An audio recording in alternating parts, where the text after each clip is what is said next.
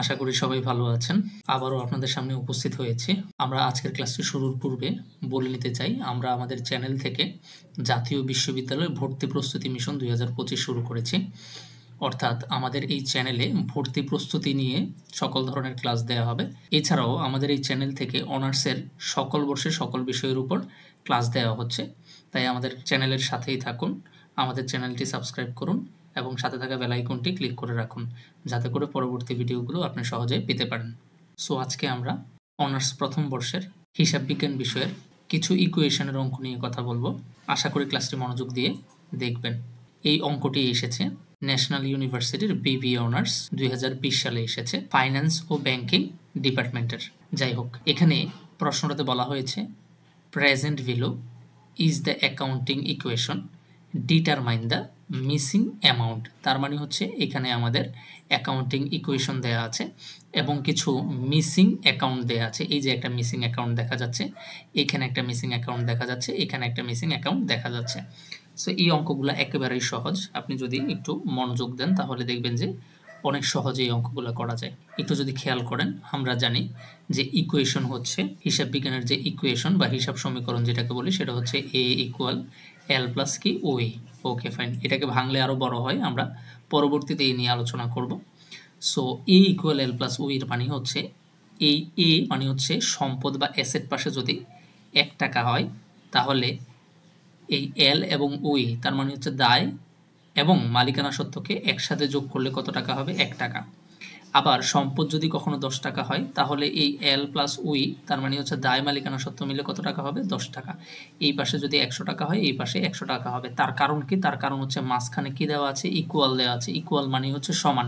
এই পাশ এবং এই পাশ সবসময় কি হতে হবে? সমান হতে হবে।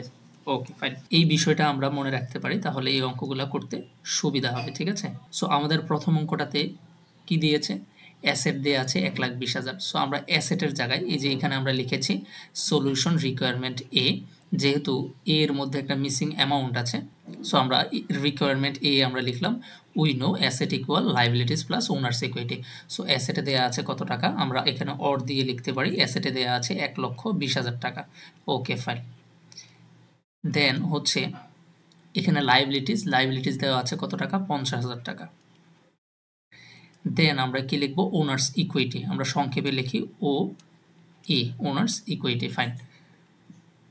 এখন আমরা যেটা করব, যেহেতু আমাদের ওনার্স ইকুইটি বের করতে হবে, আমরা কি করব? ওনার্স ইকুইটির এই অংশটা বা পাশে নিয়ে আসব। সো আমরা লিখতে পারি 50,000 প্লাস ওই আর ইকুয়াল 1,20,000 এই পাশে নিয়ে আসব। ফাইন।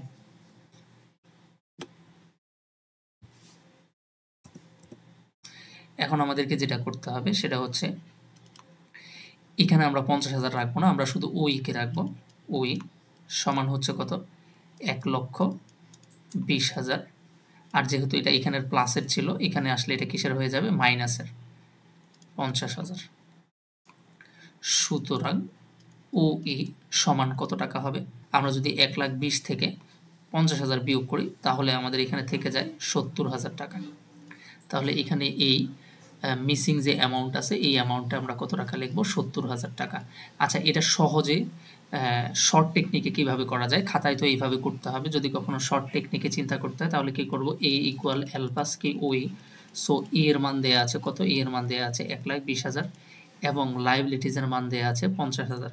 সো একটু খেয়াল করে দেখেন তো, আমরা বলছিলাম এই পাশে অ্যাসেট পাশে যত টাকা হবে, এই দায় এবং মালিকানা সত্ত্বে একই টাকা হবে বা একই অ্যামাউন্ট হবে।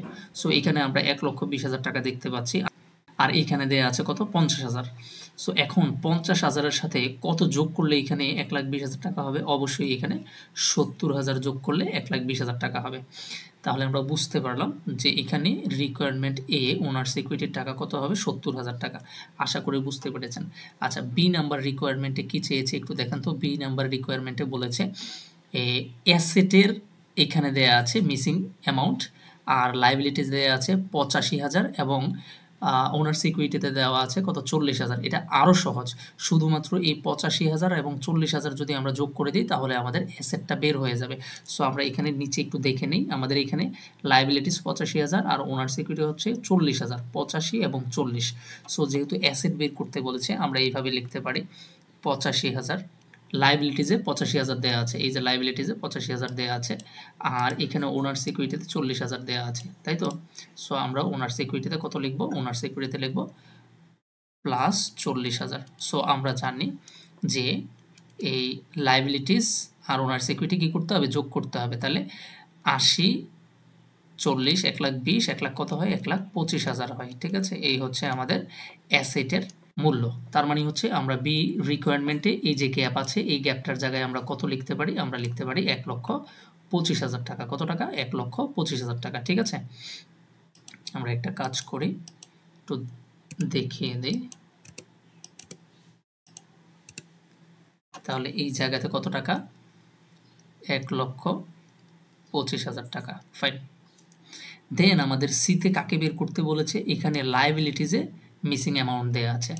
কোথায় দেওয়া আছে, লাইবিলিটিজে। সো আমাদের এখানে অ্যাসেটে দেওয়া আছে 95,000 আর ওনার সিকিউরিটি দেওয়া আছে 60,000। সো আমরা যদি এটা করি সেম একই নিয়মে, সো আমরা এখানে লিখতে পারি অর অ্যাসেটে দেওয়া আছে কত, 95,000, লাইবিলিটিজে দেওয়া নাই, সো আমরা শুধু এল লিখে রাখলাম, এবং ওনার সিকিউরিটিতে দেওয়া আছে 60,000 টাকা, ফাইন।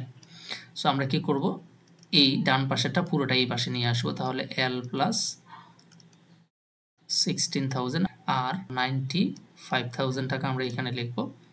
অর আমরা শুধু এলটাকে রেখে দেব, 95,000 টাকা লিখব। দেন আমরা এই 60,000কে কী করে দেব, এখান থেকে মাইনাস করে দেব।